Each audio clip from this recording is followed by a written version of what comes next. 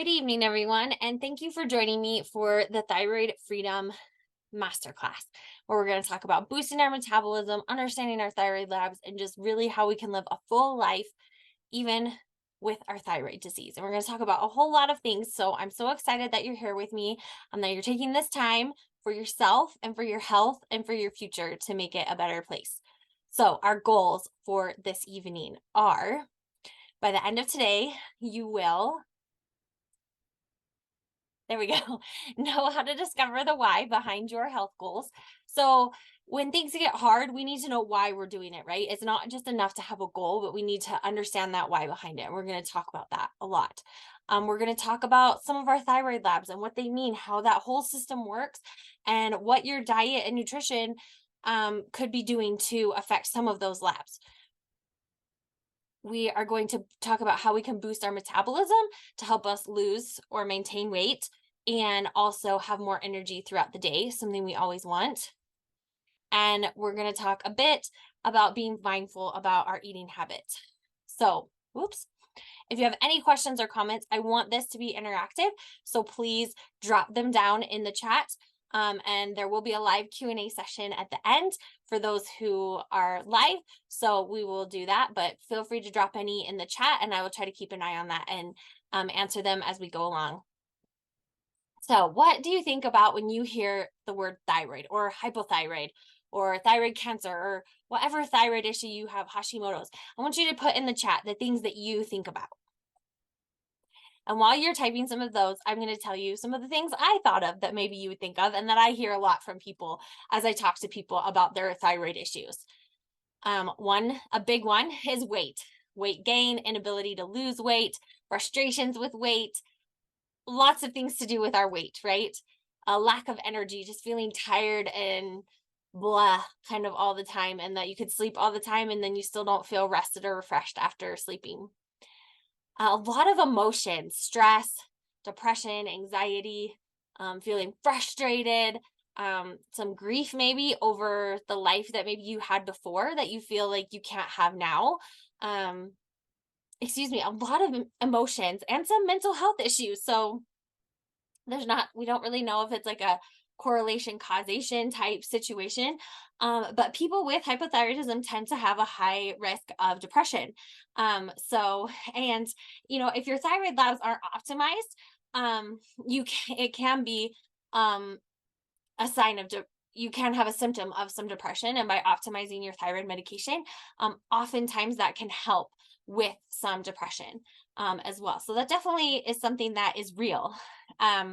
Brain fog. I hear a lot of people like, I can't remember things. I feel like I have post-it notes everywhere, tabs open everywhere, but I can't remember which tab in my brain is open where and what I need to do, what this person's name is, why did I walk in this room, all sorts of just lack of clarity in our thinking. Just this pesky little organ and the need for pills and lab draws and all sorts of things and doctor's visits that we didn't have to do before, maybe wish we didn't have to do now. And this constant frustration about what to eat and feeling like it's an this or that. And I want you to know that it isn't a this or that. It's really important that we try to wrap our minds around that. It's not a this or that. So, have you ever felt any of these things? Have you ever felt that food is my vice? If you have felt any of these, put a 1 in the chat. If you hear one that resonates with you, it doesn't matter what I do, my weight goes nowhere.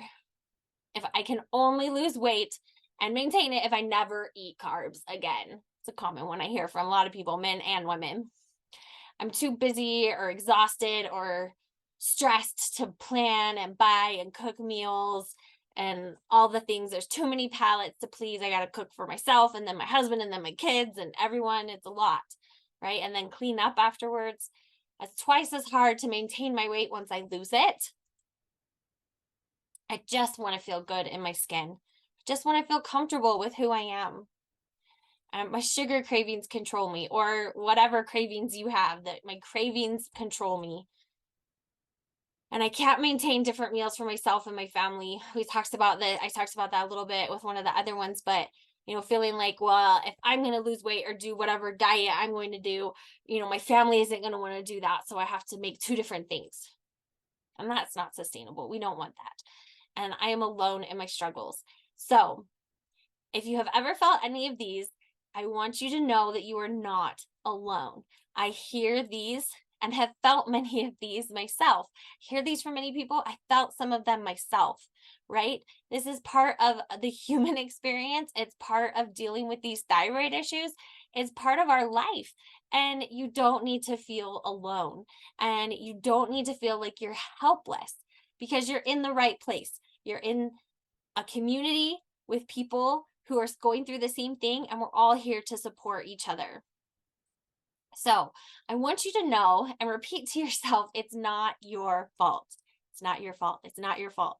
It's not your fault that our diet culture focuses on quick fixes. It's not your fault that that's the culture that has been built up around us. It's not your fault that yo-yo dieting over the years has made it harder for your body to lose weight because it's changed your body composition. It has changed the hormone signaling in your body. And so it's made it harder for you to lose weight. And along with that, when we gain weight, those signals get confused. I kind of combined those two. The traditional calorie restriction diet that we all think of, it actually slows down your metabolism, which thereby inhibits your ability to lose weight. It's you're fighting against yourself when you do that. The media makes it look like it's so easy, right? You hear about all these celebrities who go and do whatever diet, and they're so slim looking, and you see celebrity women who are postpartum and they've lost all their baby weight and look like they never had a baby a day in their life, and all these different things. It is not easy. It is not easy. And we are not getting the whole picture.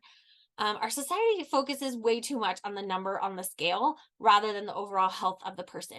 That number on the scale, or if your doctor isn't so much looking at that number, but your BMI, that is not the whole picture. That is not the whole picture of you as a person. You are not defined by that number on the scale. And I need you to try to take away that definition for yourself of being that you're only defined by that number on the scale. Your health is more than a number on the scale, right? And we are bombarded with food decisions all day, every day. If you're a typical person, you eat at least 3 meals a day, if not some snacks. And if you go to work, there's somebody brings in, I heard on a podcast once, they called it the evil donut bringer, someone who brings in treats to the office. So there's treats there, or maybe people want to go out to lunch, or there's a happy hour, or there's a party celebration for someone, or you have to go to the store and there's samples at the store and you have to decide what to eat. And there's Pinterest with a bajillion pictures, and you Google a recipe for whatever it is and 30 options come up. There's just so much, right? And it's a lot of decisions, and we can really get that mental and decision fatigue from all of it. And we have been programmed to think that we're certain types of people. So we have been programmed to think that I'm just a chocolate lover. I'm just a lazy person, or that person's a healthy person. That's just who they are. I'm not a motivated person. I'm not a disciplined person. I'm not all of these things. You are not defined by any of these. Okay. And you can change anything about yourself that you want to, and you set your mind to it.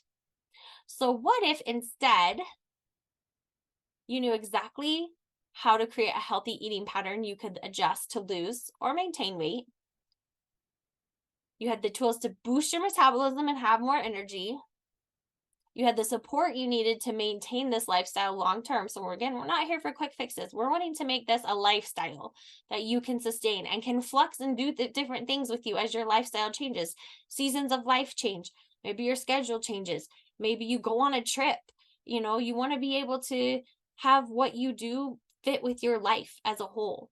And you had healthy goals that focused on your whole self rather than just that number on the scale.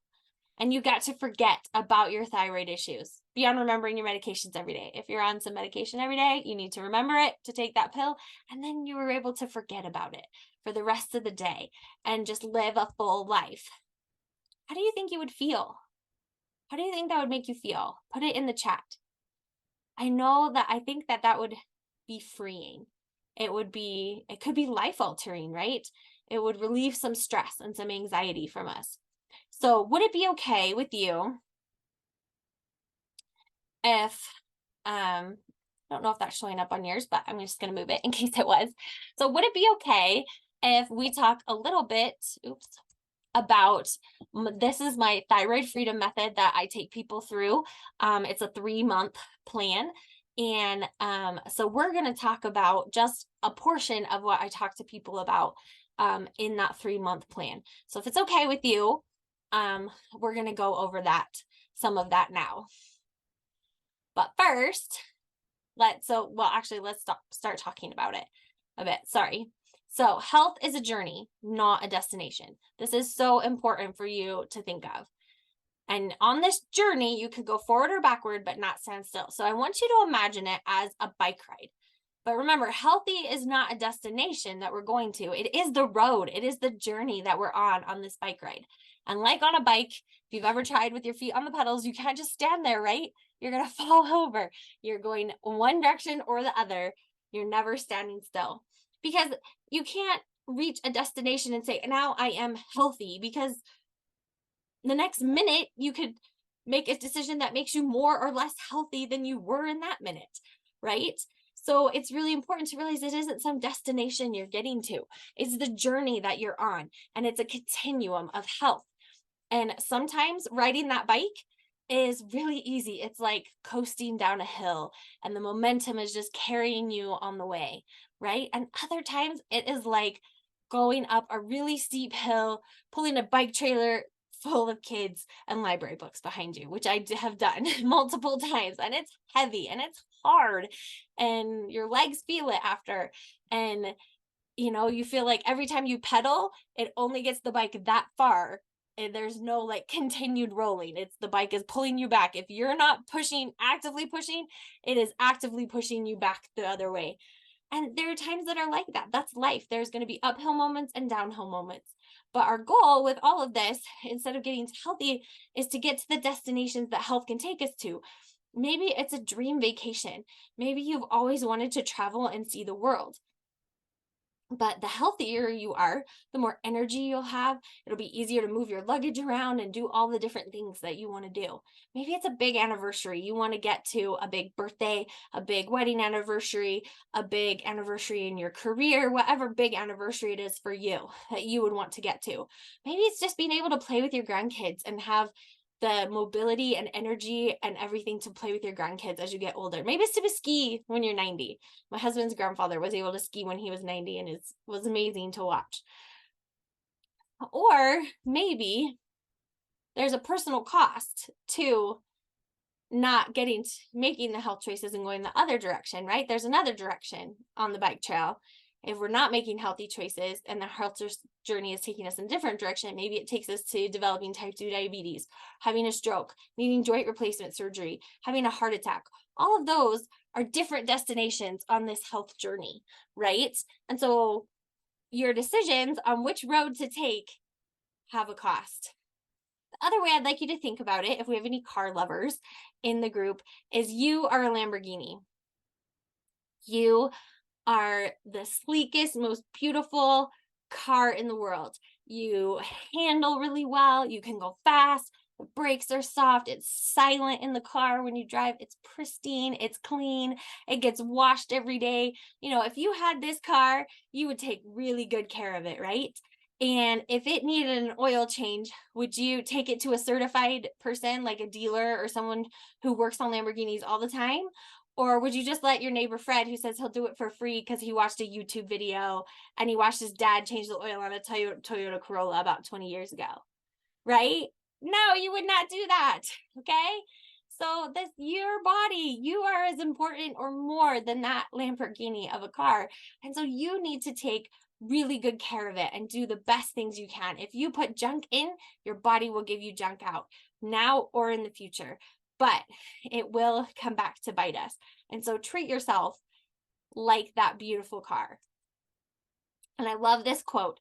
It says, you either go one way or the other. You might as well be the one deciding the direction.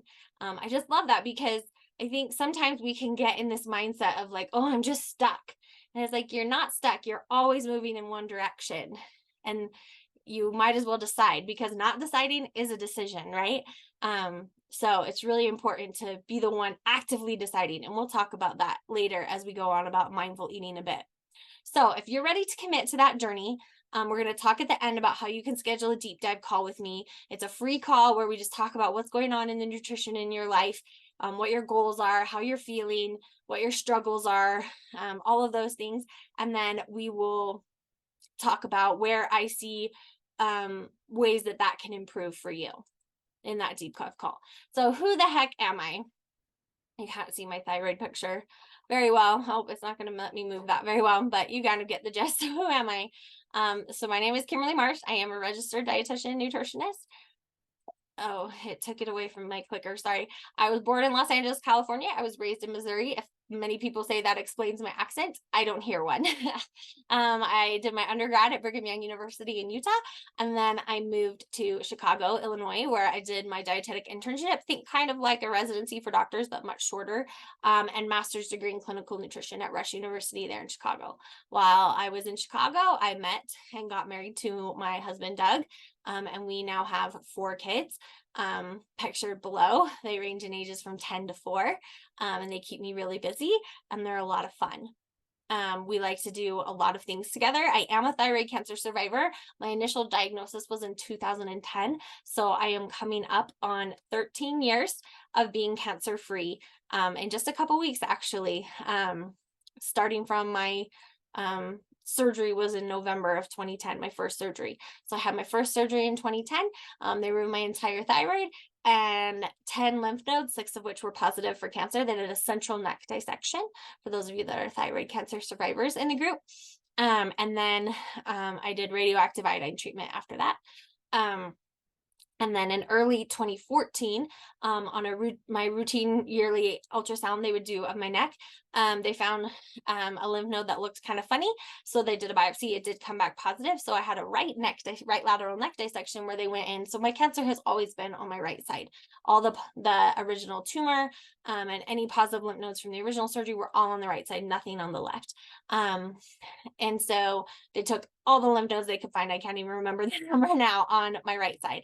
And then did not have to have radioactive iodine from that. The scan came back clear that nothing was taking up iodine. So did not have to do like a full radioactive iodine treatment dose after that. So that is a bit about my thyroid cancer history.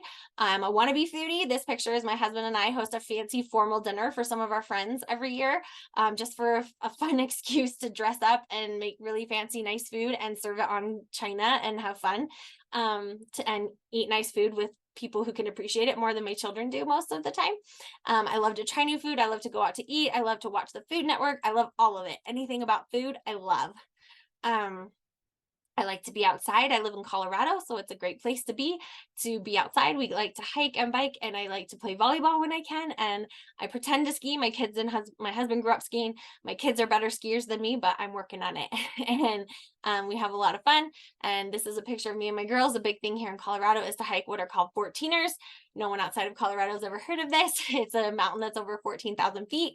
And no, you do not start from sea level. You usually start at like 10 to 11,000 feet. Excuse me, from your hike, but it's still a good hike. And my 2 daughters and I hiked this 14er this last summer, and it was actually a lot of fun, as crazy as that sounds. I have experience working in cancer, geriatric, and endocrine nutrition. I've done a variety of things during my time as a dietitian. I've been a dietitian since 2011. So I've been a dietitian for a little over 12 years, and I've enjoyed all of the different things that I've done as a dietitian. I just love talking to people about food and trying to help them feel better. And so some fun facts about me. I played piccolo in my college marching band for 5 years at undergrad. Yes, it took me 5 years to get my degree.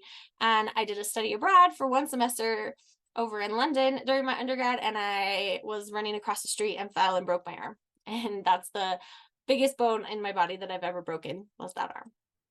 And I also really love nutrition memes. I think they're hilarious, and this is one of my favorite. I think it's just the expression on his face just really sums it up for me.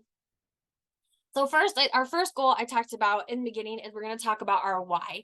So what is our why? Understanding the why. I want you to think about what is your nutrition goal. And you can have more than one nutrition goal. It could be your goal for tomorrow, your goal for next week, your goal for a month, your goal for 6 months from now, your goal in the next year, your goal in the next 5 years. I want you to really think, where do you see yourself and what do you want to see for yourself? And then I want you to think about why you want that, the reasons behind it. What is it that is driving you to make that change? And what is the reason that's going to keep you progressing even when it gets hard? And I want you to be real with yourself and not noble. I was talking with someone recently and they were like, they were trying to think of how they could meet their health goals. And they're like, I'm just really motivated by money. And they're like, but it has to be like real money on the line. Like it can't be just me like telling myself about money. They're like, I think I want to like Venmo someone $100. And every week that I meet my goal, I keep like they can't do anything with the money, but every week that I don't meet the goal, they'll keep $25 of it. And for and so it'll go for 4 weeks. And they're like, I will not lose that money because I paid it into that. And I'm like, you know what? That is real. And it doesn't have to be this like, and be real with what your goals are for yourself. It doesn't need to be some magical, noble thing. I just want to feel better. I would love to fit in a smaller size of jeans. I want to bend down without it hurting, whatever it is. Be real with yourself about what these goals are and why they're important to you. And there are a few things I want you to remember as you're going about this goal process. I need you to remember that it's progress we're looking for, not perfection. And as a self-proclaimed perfectionist that is constantly trying to not be a perfectionist, I understand how difficult this can be, right? But every day a little bit of progress is better than giving up because we didn't attain perfection. And it can be so easy because we're always going to fall short in some way of our goals, but we're making progress and we need to acknowledge that progress. Oops, wrong arrow. And make yourself proud.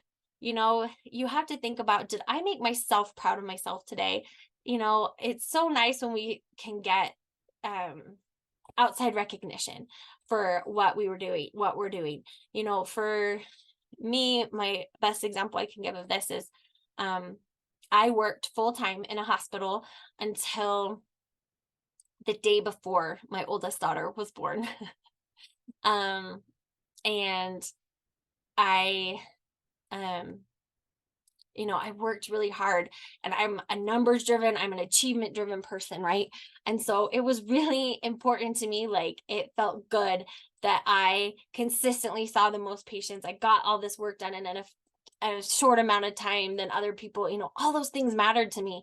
And then I went to being home with this baby and it was so hard because I was telling someone, like I didn't get anything done today. And they're like, well, but you and your baby are alive and healthy. And I'm like, that's not enough. And then I had to learn, you know what? Sometimes that is enough. Like we're both alive and healthy and the house didn't burn down and I didn't go crazy today. And I had to learn to be proud of myself for the things that I had done. Again, that progress over perfection. I had to make myself proud with the progress I was making instead of focusing on my lack of perfection. And so that's what I mean by making yourself proud. Be proud of the progress you make every day. Be proud of the good choices you make. Stop worrying about the negative choices. And some of that we're going to talk a bit about comes down to the word choices we use. I foolishly left my water far away. So one of the word choices I want us to think about is motivation, not discipline. So I'll hear people I talk to all the time being like, well, I just need to be more disciplined. And I always use the word motivation. And one person pointed out one time, they're like, that's a nicer word. I'm like, you're right, it is, because discipline has that negative connotation to it of like being punished, right? I'm going to discipline you. And yes, it has multiple meanings, but there's still that connotation to it. And so a motivation is what drives you.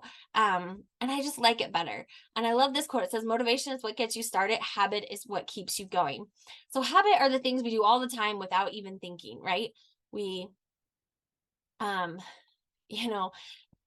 me, one of the things that has become a habit over time is taking my thyroid medication.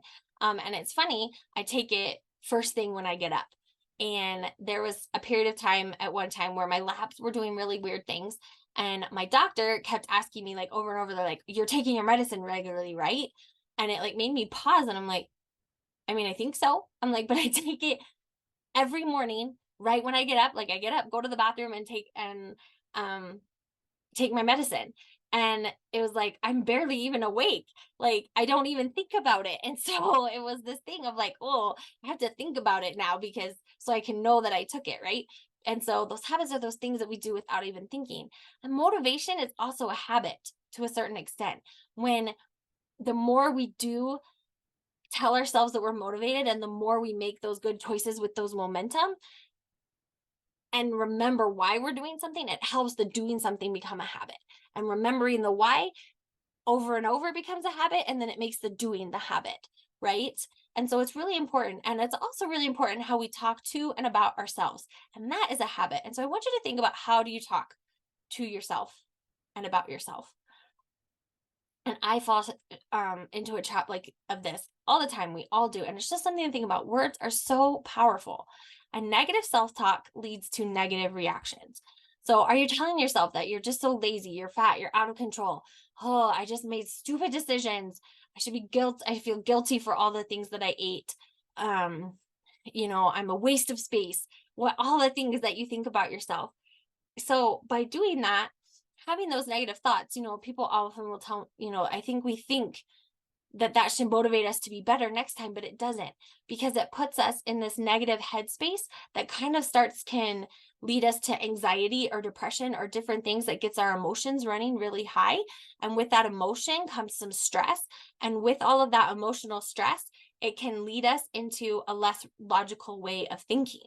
When we are stressed, and all of those stress hormones take away more of our logical, and we become a bit more irrational. And so my perfect example of this is when I was pregnant with my second daughter, I really struggled with my weight. I just felt nauseated all the time, and it didn't matter. Like I just had to eat every couple hours. And I just really struggled for some reason with that pregnancy to like not eat a full meal at meals, because I was home all the time with my older daughter. And so we had breakfast and lunch together every day. And then my husband would be home. And so all three of us would have dinner. And so it was just harder. Like I just felt more of this drive to like eat a real meal, but then I would still need all these snacks in between. Anyway, so I really struggled with my weight. And my thyroid hormones were messed up for a fair portion of that pregnancy as well, probably not helping with that.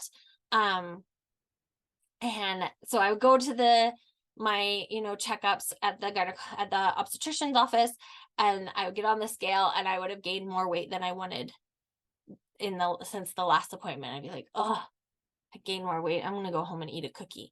Now there is no logical thought process to that. If I gain more weight, I should stop eating the cookies. But that is what I'm talking about, of these negative reactions and emotions and feelings and self-talk to ourselves just leads us into a negative place.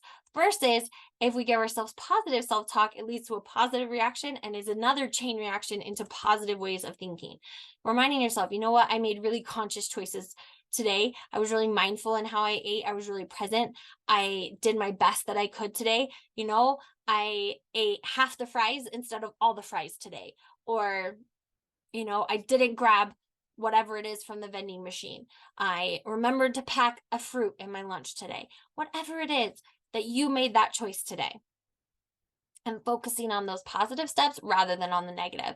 And my challenge to you would be to find at least one every day. So when I pick my kids up from school in the car, I'll always ask them, what's one good thing about your day and what's one bad thing about your day? Trying to normalize for them that, not every day is going to be perfect. There's probably always something bad about the day. And it's okay for them to tell me about it. And, if there was something bad, I would like to hear about it rather than them being all grouchy or whatever. And then me finding out why they're being that way, it kind of gives me a heads up on what their behavior might be, their mood when they get home. And the other day, my 5-year-old was just there was nothing good about my day. It was just a horrible day. And I was like, nope, you have to find at least one good thing from school today, And so, I mean, I was trying to help her. I was like, what was for school lunch today? And the other kids were like, it was pancakes. I'm like, pancakes, breakfast for lunch. That's a great day. Like you got to go to recess. It was nice weather outside. It was the first day back from fall break. So you got to see your friends that you hadn't seen in over a week, trying to give her all these things. Because if we look, there's pretty much most days we're going to be able to find at least one good thing. And trying to keep ourselves in that positive headspace will help us be better. And I want you to remember that motivation can also be sort of considered an emotion. And there's a couple ways of thinking about this. One is that we kind of have an emotional reserve. And sometimes, and I like to call it our reserve of keeping our crap together. We have enough of this, we have a reserve of this motivation of keeping ourselves together. And it kind of gets depleted as the day goes on, maybe. And so that's why often at night is when we Netflix and chill and binge eat and binge watch and make less good choices for ourselves, stay up too late, all of these different things, right? We don't make as many good decisions because maybe we've lost some of that emotional reserve. Now, the important thing is that can be a sign of a lack of self-care, and that you need to be doing that self-care, which even the positive self-talk can be included in throughout the day to not get to that emotionally exhausted or depleted state. And there's conflicting research about this, whether like motivation, a lot of motivation in one area leads to a lack of motivation later. They call that ego depletion. But it's definitely, we want to make sure that it's not a self-fulfilling prophecy that we just tell ourselves that we're that way, right? We don't want to use it as an excuse, but realizing that emotions are going to build on each other. And so the more positive emotions we have, the more likely it is that that's going to build us up versus like all the negative hits of emotion that kind of take us to that emotionally exhausted or depleted place. So again, that's why it's so important to have that positive self-talk. And like I talked about before, those negative emotions increase your stress response. It increases inflammation, which is something we don't want happening in our body. And it makes it that we have less rational and logical thought. So we're not going to make those good decisions. And since it's near Halloween, I thought it would be fun to have a Halloween little ditty in here. So for Halloween this year, I'm going to be emotionally stable. No one will even recognize me. I thought that was pretty cute. So the last thing I want to talk about in this understanding your why section is, how do you talk to yourself about your thyroid and your thyroid disease? I remember, again, words are powerful. It's important to repeat. And so I mentioned before that I had thyroid cancer. I was 25 when I was diagnosed. My mom also had thyroid cancer at a young age. She was about 19. And so I was obviously born later than that. And so she was all recovered and everything by then, but I grew up with her taking thyroid medication. So it was almost normal to me that someone would take a pill every day, because my mom did for my whole life. I always remember her. I remember her scar. I remember asking her about her scar. Thankfully now they're much smaller scars. Hers was from like here to here. It was like, I remember as a kid, I had these visions of someone was trying to chop off her head and a prince came to save her. How little kids have crazy imaginations. But I distinctly remember when I was in late elementary school to middle school, early middle school, my mom had moved multiple times since she was 19, obviously, and she was now in her 40s. And had always been run hyper. Every doctor she'd been to had just kept her medication really high. And nowadays they don't do that. They have time limits on how long after thyroid cancer they keep you hyper thyroid, because it can have detrimental effects on your bone health and other things. But every doctor had just kind of kept her where she was because she seemed stable and she felt good and her labs were good and everything. But at this time, the doctor she'd been going to for a few years, moved, and she found a different doctor, and he was like, no, you should not be on that dose. And he cut her dose significantly, and she did not feel good. And it did not matter. Many of you may resonate with this. It did not matter what she said to that doctor. She gained weight. She felt tired all the time. She couldn't stay awake. She had no energy. She felt cold all the time. So many symptoms of being hypothyroid, but he was like, no, your labs are normal. You're fine. You're just used to being hyper. She even went, this was probably my first sort of encounter with there is such a thing as a dietitian in the world. He actually sent her to a dietitian because he said her weight gain was just because of her diet. It had nothing to do with her thyroid. And I remember during that time, she also substitute taught. And the kids at the school would always be like, oh, Mrs. Kerr, you're so mean. You're so mean. And she would say, oh, yeah, I took my mean pills this morning. And we started calling her thyroid pills her mean pills because, because we all thought she didn't have enough, that it made her mean. And looking back on that now, it was kind of her way of making light of it. But do we let it become an explanation, or does it become an excuse for us being a certain way? And I don't mean for you to take this negatively, but there's a certain amount of learning to live with where you're at. Now, my mom for years after that was on that dose and nobody would increase it. Actually, the doctor that had moved away moved back, and my mom was so excited and she went back to him. It had been many years at this point. And she went back to him and he was like, no, I'm not going to increase it back. But you know what? Her body adjusted and she was able to lose weight and she was able to do many of the things she wanted to do, and she adjusted. And so to give a personal example, over the last little while, all of a sudden a few weeks ago, I noticed like my hair was falling out. Like every time I washed my hair in the shower, there would just be, I would have so much hair in the drain. Every time I brush it, there's hair. As I would blow dry it, there's hair. There's just hair all the time. I was like, why is my hair falling out? And I just feel exhausted all the time. I've struggled with some GI issues that are not normal for me. I'm much more constipated than normal. And I gained some weight. And when I noticed the hair, I kind of like put it all together and I was like, oh, I haven't had my thyroid labs checked in a year. I wonder if my thyroid labs are not good. And I was like, I bet that's it. I'm hypothyroid. And it was like, even like on this debate of like, should I call my doctor and see if I could get my labs done now, or I have a visit and not that long, I could just wait for the labs then. And so I kind of said, oh, I'll just wait for the labs then since I have a visit anyway.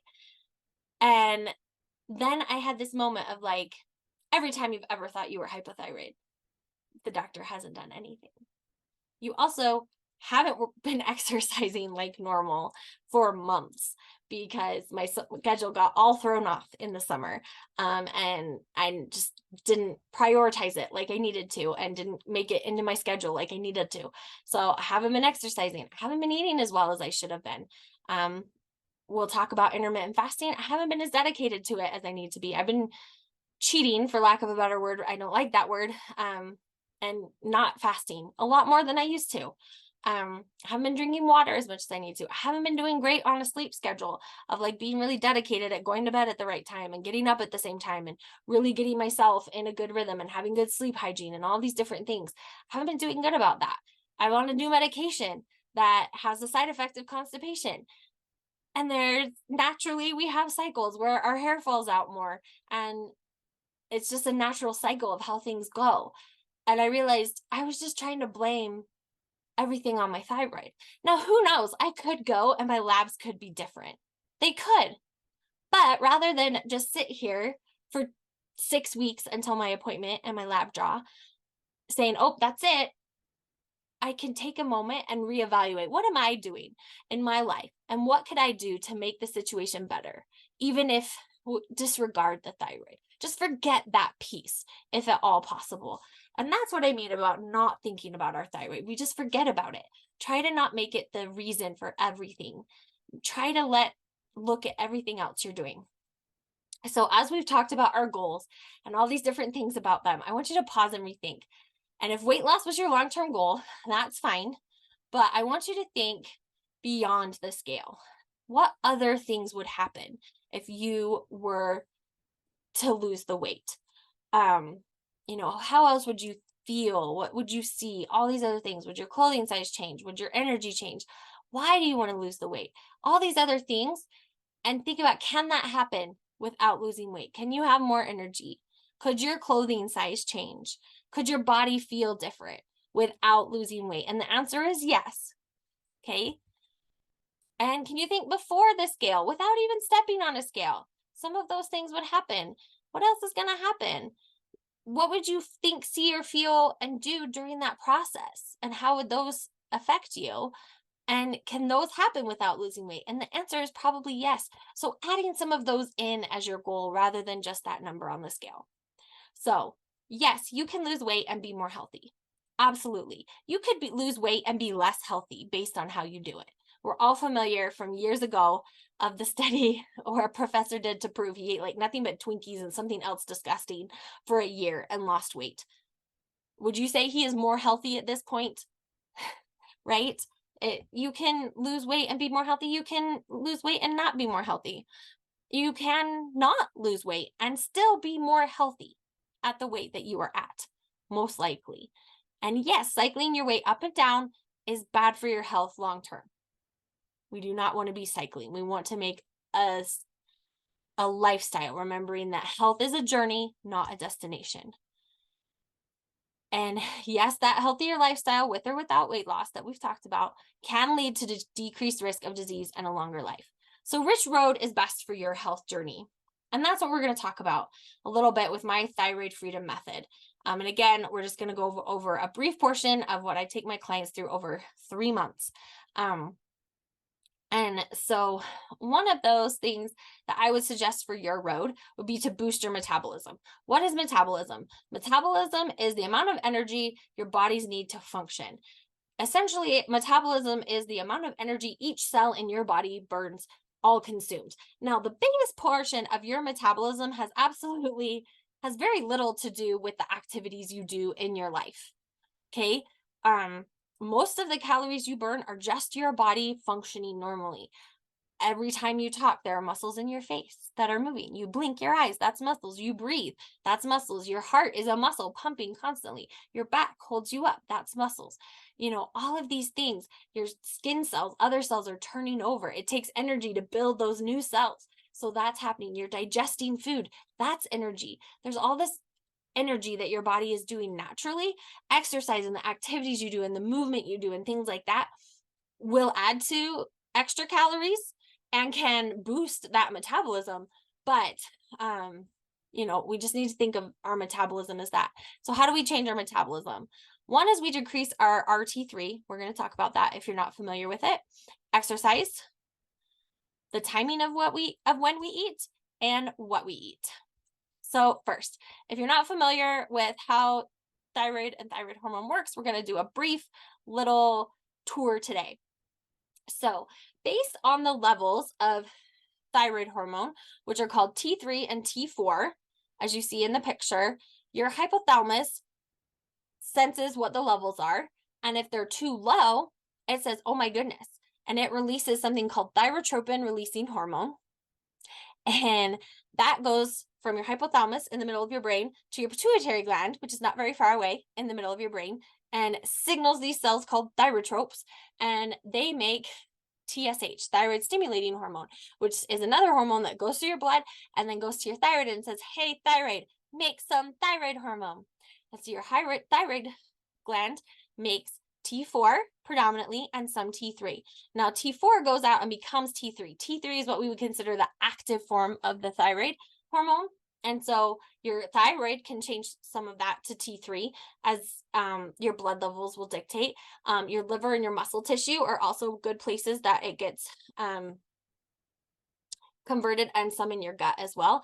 And then that T4, if it's not a tissue that will change, one of the primary tissues that changes it to T3, the T3 goes out and stimulates the tissues all throughout your body to do the things that they do, like your heart, your liver, your bone, your central nervous system, all those systems, your gut, all of them that it affects, which is like every system in your body practically, right? And then those levels go back and continue to signal to the hypothalamus. And so once your thyroid gland releases more of the T3 and T4, that will go back to the hypothalamus and say, oh, we're good now. Don't release any more of that. I don't need to release any more of the TRH. And so no more TRH is going to, or less is going to the pituitary gland, which is then releasing less of the TSH. So your thyroid releases less of the T3 and T4. Now, ideally, this system works great all on its own. Now, I don't have a thyroid gland. Some of you may also not have a thyroid gland. You will still have TRH and TSH in your body, unless you don't have a hypothalamus and a pituitary. If you don't have those, you have a lot bigger problems than I can help you with on here, right? So, you're still going to have those other hormones, and they're going to be triggered based on the synthetic thyroid hormone that you're taking. Now, if you take any form of levothyroxine, whether it's generic, which there are many brands of the generic, like Levoxyl, levothyroxine sodium, and I can't remember the others off the top of my head, but there's several different brands. And even within the brands, there's manufacturers. And anyway, there's the name brand, which is called Synthroid. And there's a more allergen friendly one some people tolerate better called Tyrosint. Those are all levothyroxine. That is T4. That is synthetic T4 that you are taking. Some people also take Cytomel, which is T3. Now, T3, when you take it, the reason a lot of people don't take it, more people don't take it, is it's very short acting. And so normally you would probably need to take it like multiple times through the day. And the side effects can be pretty dramatic. Like people after they take it often can get like anxious and shakes and sweats and feel like their heart is racing. Like it can be really potent really quickly and then drop. And so it can be, the dosing of that can be a little tricky. T4 is a little more sustainable with the levothyroxine. Some people take natural desiccated thyroid hormone. One example is Armour, and that is going to have some T4 and T3 in it. Okay, so that's a little bit of understanding. So the reason your doctor, whether you have a thyroid or not, one of they should be looking at your TSH, because if you have a lot of TSH, that means your body is thinking that there's not enough T3 and T4. And so it's constantly pumping out this TSH saying, hey, thyroid, I don't have one. Maybe you have one, but it's not making enough, but it's trying to say, hey, thyroid, make me some more. For whatever reason, lack of a thyroid or just an underactive thyroid, you don't have enough. So that's why they look at TSH. They look at T4 and free T3 and free T4. Ooh, those are a little bit hard to say together. To see what those actual levels are. Are they in the normal range as well? So those are typically some of the more standard thyroid hormones they'll look at. There are also antibodies and all of those depending on your thyroid condition. Now, let's look at this diagram, which is similar but goes into some other things. So your thyroid, like I mentioned before, mostly makes T4 and makes some T3. Now, in your body, T4 can be converted into two different things. One is T3, which is the active version of the hormone, or reverse T3, which some people call like the brakes. So reverse T3 can compete for binding in some places with active T3 and actually kind of tell your body to slow things down. So if it's making a lot of, reverse T3, it may be because we don't have enough T4. And so, or those signals can be brought on by different things like under eating, way too vigorous cardio activity, like we're talking really intense, like over intense, and like CrossFit and like really intense things like that can increase. And there are some medications as well that will increase the production of reverse T3, which slows your metabolism down, which makes sense because it's signaling like, whoa, something's happening here. We may not have enough food. We need to like slow the metabolism down so what we have lasts better, right? So we want to not over restrict calories, because that will increase that RT3. Now, I am not saying that you need to go out and ask your doctor to measure RT3, because many won't do it. There aren't a lot of known treatments for it. There's kind of mixed things in my research that I've seen of whether giving people T3 medication can, so more T3 will like reduce the amount of RT3. But there's kind of mixed results of like giving people T3. Usually it's just better to correct whatever situation is causing the reverse T3. So it's more just a thought for yourself. Am I doing any of these things that might increase my RT3, including over calorie restriction? If you are eating less than 1,200 calories a day, you shouldn't be. And you need to probably be eating more. And I can work with you on how to increase that gradually. But over restricting is not actually, it's not helping you. It's actually hindering you, and not just in the RT3, but that's one way that it could be hindering you. And so that's one way to think about how we can boost our metabolism, is try to decrease that break RT3 and get more in the other direction. Exercise is another good way to boost our metabolism. How? Muscle burns more calories than fat. Makes more sense. Like muscle tissue is actually doing things, right? Fat tissue just sitting there. And so it is meant to store energy. Muscles do store some energy, but are meant to move things, right? So they burn more calories during the day. So what does that mean? It means you should probably be doing some sort of strength training, some sort of resistance training to build up more muscle. And that's why it's important to remember that muscle weighs more than fat. So I was talking with someone recently, and they were like, I started really doing some intense strength training, and they're like, I lost 15 pounds of fat, but I gained 10 pounds of muscle. And they're like, but I look and feel and can move better, and all of these different things. And they're like, the number on the scale only changed by 5 pounds, but my body changed. So it's really important to think of that as maybe the number on the scale isn't moving the way that you want it to. Is your body composition changing? Do you feel like you have more muscle? Are you slimmer in some of those problem areas? All important things to think about. Another thing that exercise can do is EPOC, and it's excess post-exercise oxygen consumption.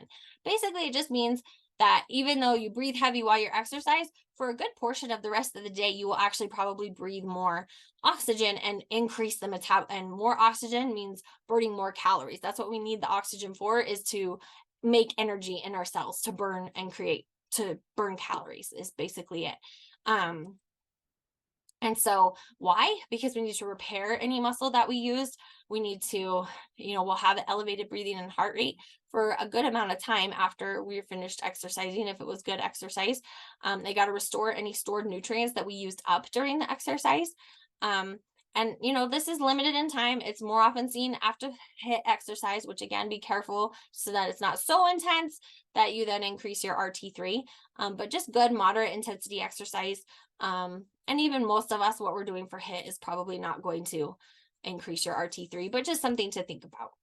And if you really want to optimize your physical activity, I can't recommend enough going to see a personal trainer. They will love to work with you. Just come in and say, look, I just want to be as strong and as good a physical shape as I can be. And they will love it. They will love to work with you and help you.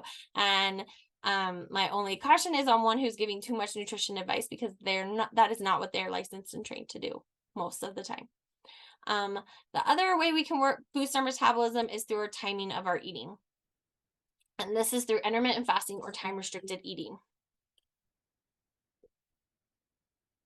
Excuse me. So, what is intermittent fasting or time restricted eating? Basically, we set windows of time where we fast and windows of time where we eat. That can look like a lot of different things. Some people will do alternate days fast, where there's a whole day where they fast and drink nothing but water and maybe take like a multivitamin, and then they'll eat for a day or two. Or maybe they fast for 2 or 3 days and then eat for 2 or 3 days. It really depends on the person and what they want to do. More people, I feel like, do time windows. So OMAD is a common one, which is 1 meal a day. So they just eat 1 meal a day. Others are, you'll see these ratios like 16:8 or 18:6 or 24. Basically, it means the longer window is the number of hours in a day that they fast. The shorter window is the number of hours a day when they can eat. And many people will start at least with just fasting and not changing their diet in anything other than the times they're not restricted in what they eat. So intermittent fasting or time restricted eating, in and of itself, there's no restriction in what you're eating during that time period that you eat, if that makes sense. So how does this affect our metabolism? It can help you maintain or increase your metabolism with a calorie restriction. So anytime we lose weight, our metabolism will naturally go down. It makes sense. You have less of you to burn calories. Cells are what burn calories. If you have less cells, there's less of you. If you restrict your calories, your body, it's a one-way communication between your conscious and your subconscious. Your subconscious just says, hey, you're not eating enough. And your conscious cannot go back to the subconscious and say, hey, I'm doing it on purpose because I want to lose weight. And the subconscious go, oh, okay, good to know. It doesn't go that way. Conscious can't talk to the subconscious that way. Unfortunately, if someone could figure out how to reverse that communication, be a very rich person, and very popular. So our body will naturally, over time, if we're eating a calorie restriction, decrease our metabolism down to what we're eating, because it doesn't want to lose weight. Your body doesn't want to lose weight. Doesn't matter how overweight you are, your body does not want to let go of a single pound of it. And so that's why weight loss plateaus. That's why when people stop dieting and they go back to eating something else, they feel like they gain weight really easily because their body adjusted down to here. And so it is a process to reboost that metabolism and increase your eating and get your body back up to that. It is a process to do. So doing this fasting helps with that. And it's through hormones that it does. So we're going to look at these hormones. So there's two kind of polar ends on a continuum in our body versus being in an anabolic state, which think anabolic steroids, the muscle people. And so anabolism is building up muscle, and a big hormone in anabolism is insulin, and catabolism is like having a destructive cat in your house and it breaks things down. You can tell I don't love cats. And so catabolism is breaking things down, and that's adrenaline, cortisol, and glucagon are the catabolic hormones. We want to we want to put ourselves in that fat burning mode, We want to tilt us more towards that catabolic state to when we're trying to lose weight. And by the shift in hormones through intermittent fasting, you decrease your insulin, takes you away from the anabolic end and more towards the catabolic end by releasing that adrenaline, some cortisol, and some glucagon. Okay, so how do we do that? Why does it do that? So this is our insulin response when we eat different foods in isolation. So if we were to eat carbohydrates in isolation, we would get a pretty a more immediate response and large response of blood sugar, which then increases our insulin to get rid of it, and then it would go down fairly quickly. Protein eventually can be broken down into carbs, and maybe, so it is much later, and it's much lower of a peak. Fat does not get broken down into carbs ever, and so does not have any response. And there's no insulin response to consuming fat, okay? But, so that's why keto works, but it's also why fasting works. So if we're not eating those carbohydrates, we're not stimulating that insulin and shifting us back into that storage state, right? So that leads us in to, besides just the fasting, of what to eat.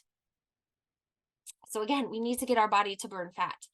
We need to lower the insulin in our body to do that. So like I said, it's a lot after carbs, some after just eating protein. And if we get our body to burn fat, it means we're maintaining our metabolism while eating less calories, which is what we want our body to do, right? So I don't espouse keto. I don't think that's sustainable. I don't know that it's really entirely healthy the way some people do keto.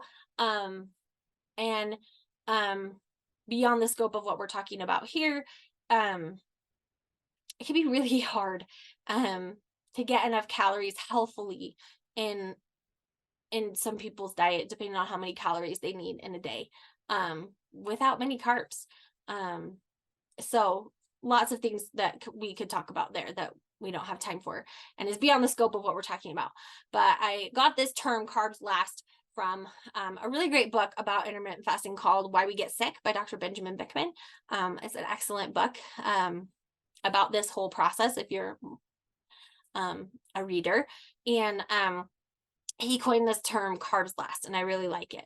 So basically the idea is, when you're planning, think about, plan the carbs last in a meal, if at all possible. So plan your protein, plan your veggies. Okay, do I need a carb? Now, I have kids and other people in my home, and they want to eat carbs. I happen to like carbs. So I'm still going to put a carb in, but maybe I can, evaluate and be like, well, we've got potatoes. We don't need rolls too. Or we've got potatoes. Let's make sure we don't do like corn or peas, which are a starchy side vegetable. Let's do something a little less starchy, like broccoli, right? It's just some choices like that. And then the other part of the carbs last philosophy is in your eating. And hopefully you can sort of see my plate here. I'm very grateful to the American Diabetes Association for handing these out at a conference I was at recently, because I'm pulling up pictures of this all the time. So it's really nice to have a physical plate to show people when I'm talking to them. So when you're eating, I want you to take your plate and divide it into 4 equal parts, into quarters. 1/4 of that is your good protein. 1/4 of that can be your whole grain or starchy vegetable. And 2/4 or half is your vegetables, your non-starchy vegetables. So if you're having like a potato or sweet potatoes or something like that, that would still go in this starch, carb, whole grain area. This would be like salad or broccoli or carrots or squash, like zucchini, tomatoes, spinach, green beans, Brussels sprouts. I'm trying to think of as many vegetables as I can. Beets, all of these different vegetables. So many vegetables out there, right?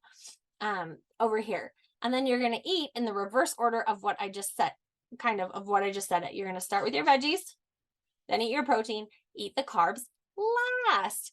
Then if you are still hungry and feel like you need more, you're going to refill in that same order. Refill seconds of your veggies. Still hungry? Refill seconds of your protein. And if you're still possibly hungry, then maybe seconds of your carb, right? So just different ways of thinking about it. Why? Carbs are the easy one for us to overeat. And if we get the fiber and the protein and the fat in there, they're going to help us feel full faster and longer than carbs are. Carbs are broken down really easily by our body. Fiber, protein, and fat are not. Fiber isn't broken down at all, but our body's going to try its hardest too. So it slows everything down, makes us feel fuller. Fiber expands in our stomach, so it helps us feel fuller through that stretch. And then also when you do have those in your stomach, it can slow some of that response of the insulin, of the speed at which the carbohydrates are absorbed. So lowering that blood sugar peak and therefore lowering the insulin peak. So less insulin, again, trying to keep less insulin, less going towards that anabolic state. And the last thing I want to talk about is the 90% rule when it comes with what to eat. So we're talking about real life here. I said it before, I don't love the word cheating. We can't cheat at life, right? This is just real life. We plan of how all of our things are going to fit. If I want to live a life where I eat dessert with my family on Sunday night, then I need to plan for that in how I plan my day. Then maybe I don't need to eat a carb at dinner, because dessert is going to be carbs. Let's be honest about it. Okay. So let's get rid of that. And I can have a smaller portion of dessert, but knowing that it's there. We're going to talk about how that works later as well. I'm going to eat a dessert on my birthday. I'm going to eat a dessert at Thanksgiving. I'm going to do X, Y, or Z. Okay. We have to plan for that and know, again, not giving ourselves that negative emotion of, oh, I'm so bad, I'm cheating, I shouldn't do this, I feel guilty or shaming myself for eating it. No, it was part of the plan for me to live a full and healthy life. And lastly, we wanted to talk about, one of the last things I want to talk about was energy throughout the day. How do we have more energy throughout the day? One of those is managing stress. Our stress hormones are based on physical immediate threats, like an animal is attacking you, there is a fire in the building, and you need to physically do something, right? And so the stress cycle is based on the stress ending. It has a stop. But in the world we live in now, stress is like a constant thing, and we can constantly be in this stress state. We never have that end, so our body doesn't get that release, and it can lead to inflammation and lots of other things that we talked about earlier. So it's really important to manage your stress. Simplify your diet. think less about food. One thing I love about intermittent fasting is I start eating at noon. I eat from noon to 8. Before noon and after 8, I don't have to think about it. I just don't have to think about it, and it simplifies my life. What other ways can you simplify? Every Tuesday, we're going to have tacos because it's Taco Tuesday. One night a week, we have leftovers, and everybody can clean out what's in the fridge for me. And one night, we're going to have breakfast for dinner. One night, we're going to do this. What can you simplify? Is there something that you can vary up enough that you like, that you can just kind of eat on repeat? I'm just going to buy different bagged salad and have a few different choices of protein, and that is my lunch for the every day. And you know what? There's enough variety in that I like it. Maybe I make some sort of like veggies and egg scramble, and I vary the veggies enough that I get enough variety and I like it. And that's what I eat most days for breakfast, that you don't have to think about it. Trying to make those habits. Don't think about habits. It takes less of that mental energy and decreases the stress. Increasing the positive thoughts, again, decreasing that stress, being positive, taking time for self-care, those deep breaths, that calming. Even when you're in a stressful situation, you can decrease your stress response by the way you respond. Breathing, slowing your breathing, not getting worked up, all sorts of different ways that you can try to manage your stress better. Sunlight is really important for getting you in a good circadian rhythm. So getting sunlight, if at all possible, first thing as early as you can in the morning. If you have to go resort to fake light, that's fine. And I have seen like alarm clocks that like wake you up by gradually like brightening the room. And it's supposed to be like sunlight. And I've heard good things about those as well for a lot of people. Sleep hygiene, really important. Go to bed at the same time, get up at the same time, just have really good routine, get away from blue light later in the day. Set those routines for yourself, help yourself calm down, avoid stimulants late in the day, don't eat too close to bedtime. All these things that we know, but we don't really do. Really important. And getting the right amount of sleep, not too much and not too little. I think in our society, it's almost like a badge of honor to get by on less sleep. And that doesn't mean that that's optimal for you. And I've actually seen some research recently that often women need more sleep than men. And so maybe you and your partner don't go to bed at the same time. Whatever that is, how that works for you is important. Exercise, energy begets energy. And by having a more physically fit body, the activities of daily living are less exhausting. And so you have more energy naturally throughout the day. But just when you exercise, you naturally have more energy throughout the day.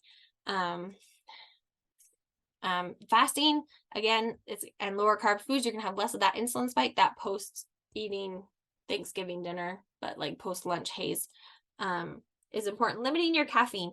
You want to get your own circadian rhythm going. You want your body's natural going instead of having these highs of caffeine and crashing and different things. You want to try to get stimulant free just so that your body can figure out how to do things normally as much as possible, and hydrate. Fatigue is a really early sign of dehydration. When we feel hungry, it's often a sign of being thirsty. And nothing will wake you up more than a drink of really cold water, especially in the winter. And then last thing I wanted to talk about a little bit that I've hinted a couple times is about mindful or intuitive eating. So these are two schools of thought about eating. And mindful eating is where we just pay attention and are fully present with what we're eating and enjoying the eating experience without any judgment about what is happening during the eating experience, not experiment. Intuitive eating, is where we focus on the physical cues of hunger and satiety. We have no restrictions on eating, and we do not eat for emotional reasons. We only eat when we're hungry, and we really evaluate that. I kind of do a hybrid of those because intuitive eating is hard. That's a lot of mental energy. And our body can lie to us actually with hunger and satiety cues. If you're trying to lose weight and restricting calories it will increase your hunger cues because it doesn't want you to lose weight. So it can make it really challenging to like follow those hunger cues necessarily. So a couple things I think is really important. Analyze whether your hunger cues are valid for you. Like I said, it's a one-way communication of your subconscious coming to you and saying, hey, I'm hungry. And you can't go back and tell that hunger cue necessarily, I'm going to eat lunch in an hour or two. It's going to be fine. Like, there's food. We're not starving. We're not in a famine. Like, things are going to be okay. And realize it is okay to feel emotion. Allow yourself to feel the emotions that you're having rather than drowning them with food, which I have been known to do as well. It's something a lot of us struggle with. I hesitate to say all, but in a lot of things, but I imagine most, if not all, people struggle with it. And remember that there's no cheating. And when you are eating, even if it's for an emotional reason, being fully present and experiencing the emotions and being mindful of your future and your present you. So, thinking about, is future me going to wish that I had done that? Am I going to be proud of myself? And maybe there are times where you're like, you know what? I don't care what future me says. I'm eating some chocolate right now. But by making that decision, future you can't say, I shouldn't have made that decision, because you consciously, purposely made the decision. It wasn't a habit. It wasn't just a numbing sensation. It was a conscious decision. And that can really help. And then once you make that conscious decision, be present in whatever it is that you're eating and fully experience and enjoy it. If it is for an emotional boost, get the emotional boost. Be present. Stop what you're doing and enjoy it and get that full emotional boost from it, and then move on. Are some things I want to talk about. So can you do this? Absolutely, you can. It may feel overwhelming, but my goal is to simplify things for you and to not make it feel like it is this uphill bike ride that will never end, right? So this is a picture, that same 14er actually I hiked a couple years ago with my husband that I showed you the picture at the beginning with my kids. And at the end of this hike to the top, they call it like the slope of death or whatever. It's just a very steep climb for the last half mile or so, mile to half mile of the trek. Is very steep. You're very high. It's very hard. And it's very tempting to give up because there are a lot of false summits. Like, you can't see how far you are to the top. And it just feels like it's never getting closer. Like, you're always like, okay, over this ridge, I'm going to see something. And you come over that ridge and it's just like, I still don't even see the summit. Did I even do anything? And it's hard to breathe because you're at like almost 14,000 feet. And even though I live in Denver, it's still hard to breathe up there, and you're working hard. All of these things, right? But you get there, and then you get to go downhill after. And it's worth it when you get through that difficult part. And so it's important to remember that. And just a reminder of the cost of going the opposite direction, of making a choice for yourself and for your health. There are extreme medical costs of being overweight and obese, of having diabetes or heart disease. The medical cost for heart disease alone is over $2,000 per year.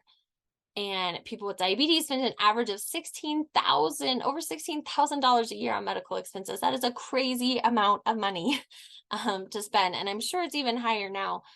I don't remember the exact dates on these statistics, but it's a lot. And a third of the most common causes of cancer are preventable with a healthy diet, exercise, and a lean body. It's unfortunate, but true. And 70% of colorectal cancer cases are due to an unhealthy lifestyle. So eating healthy can have a significant health and financial impact on your future. And again, what is just the personal cost of not doing the destinations you want, having other things happen? So a quick recap. We need to be committed to health being a journey, not a destination. We talked about determining our why and our health goals and connecting the two.